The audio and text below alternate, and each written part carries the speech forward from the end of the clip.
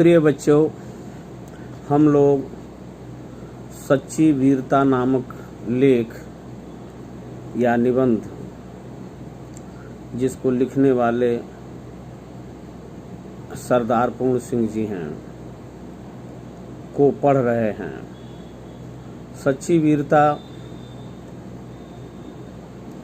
केवल किसी को लड़ाई के मैदान में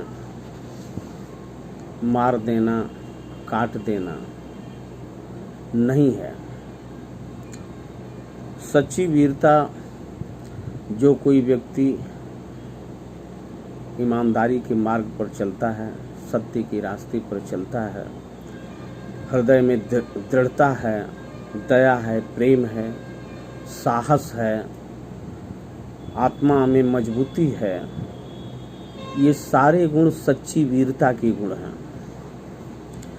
अब तक जो हमने सच्ची वीरता नामक लेख में पढ़ा, उससे कई प्रश्न तुम्हारी इस मंजरी पुस्तक में पूछे गए हैं कि बताइए, अनाहलक अहम ब्रह्मास्मि, मैं ब्रह्म हूँ, यह किसने कहा था?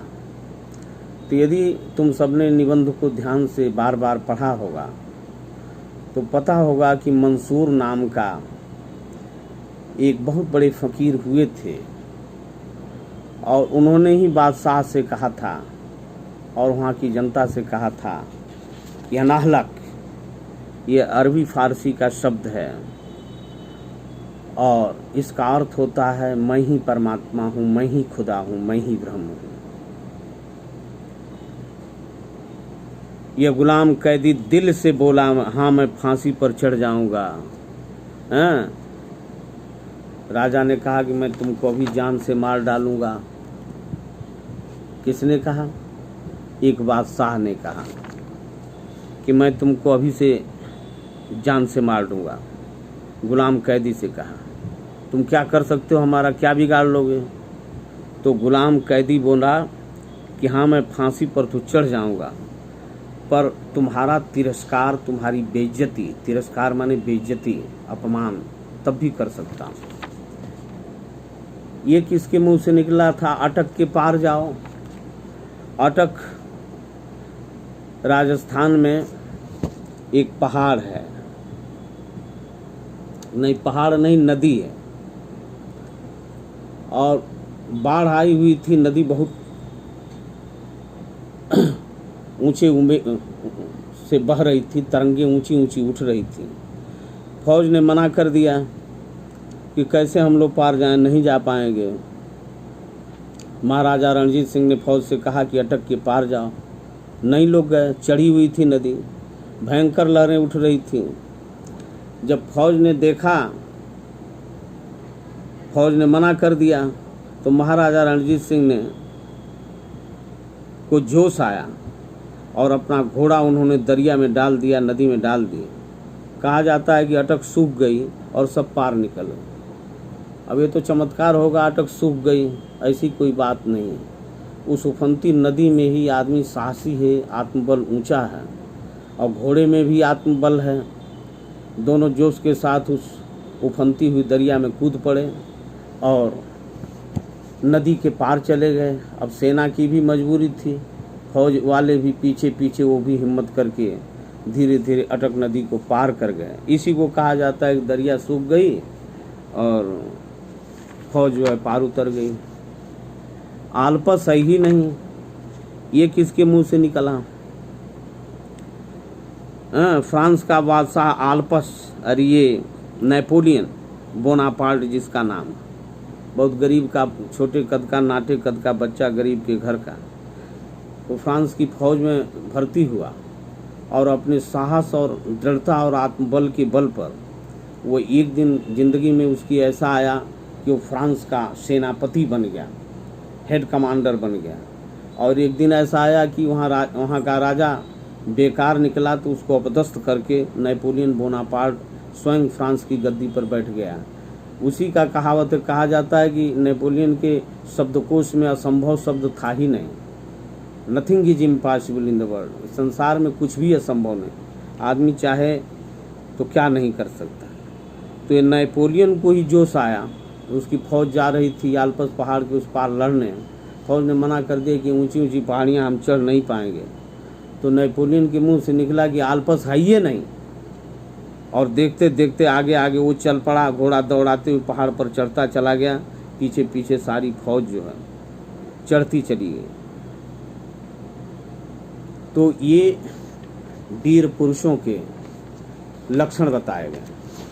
अब आगे हम देखते हैं, यहाँ से दूसरे पेज पर है, 21वें पेज पर दूसरा पैरा।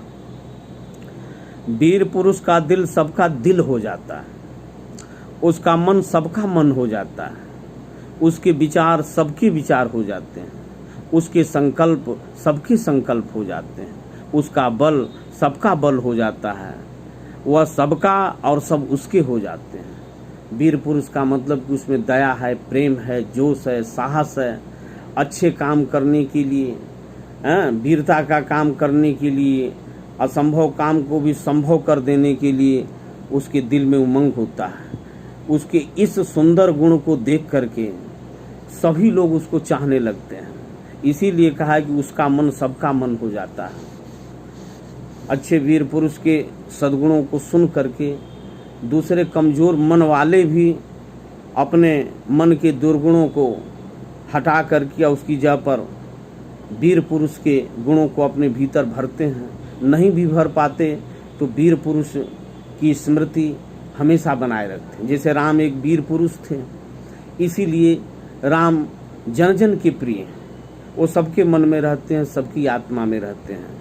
इसीलिए लेखक ने लिखा है कि उसका मन सबका मन हो जाता है, उसके विचार सभी विचार हो जाते हैं, सबके विचार हो जाते हैं। राम को देखिए, पिता और माता की आज्ञा मानकर वन चले गए। आज का बच्चा जाएगा? नहीं जाएगा। आज का बच्चा इतना बड़ा आज्ञा पालक माता पिता का की बात मानने वाला हो ही नहीं सकता। लेकिन फिर भी कहीं न कहीं हमारे दिल में सच्चाई रहती है कि राम सही थे, हमें भी माता पिता का कहना मानना चाहिए। सबके प्रति सेवरी प्रेम का भाव देखिए कि एक सेवरी छोटी जाति की स्त्री का प्रेम समझकर उसकी जूठी बेर भी खा लेते हैं। हम भले न खाएं, लेकिन राम की इस प्रेममय आचरण को हम अपने दिल से हटा नहीं पाते, विसार नहीं पाते, भूल नहीं पाते। इसीलिए राम जैसे लोगों के विचार सबके विचार हो जाते हैं, उसके संकल्प सबके संकल्प हो जाते हैं। अब बात मैं समझता हूँ कि तुम लोगों को समझ में आ गई होगी। इस पर जो प्रश्न पुस्तक के अंत में लिखे हुए हैं, एक प्रश्न का उत्तर जहाँ तक हमने पढ़ाया था वहाँ तक बता दिया। अब दूसरे प्रश्न का उत्तर, प्रश्न ये पढ़ने के बाद, पढ़ाने के बाद इसे तुम स्वयं बार बार पढ़ना, और इसके बाद प्रश्नों को देखोगे तो उन सारे प्रश्नों के उत्तर इसी पुस्तक में लिखे हुए हैं। वीरों को बनाने के कारखाने कायम नहीं हो सकते, वे तो देवदार के वृक्षों की तरह जीवन के अरण्य, अरण्य माने जंगल, वन, जीवन के अरण्य। ये जिंदगी भी एक जंगल के समान है, वन के समान। और हम सब छोटे बड़े पेड़ हैं, झाड़ियां हैं, फूल पत्ते हैं। सुना नहीं, एक कविता पहले पढ़ाई जाती थी कक्षा 8 में कि हम सब सुमन एक उपवन के। हम सभी इस भारत देश रूपी बगिया के सुमन हैं। याद रखो, सुमन माने सुंदर मन वाला भी होता है, और सुमन माने फूल भी होता है। तो वीरों को सब चीज़ों को बनाने का कारखाना तो खोला जा सकता है, फैक्ट्री खोली जा सकती है, लेकिन ऐसे सद्गुणों से संपन्न वीरों को बनाने का कारखाना कायम नहीं किया जा सकता, कहीं कारखाना नहीं खोला जा सकता। वे तो देवदार एक जंगली वृक्ष होता है, तुम्हारे सफ़ेदा की तरह लंबा होता है, काला सा, बड़ा कीमती और बड़ा मजबूत होता है।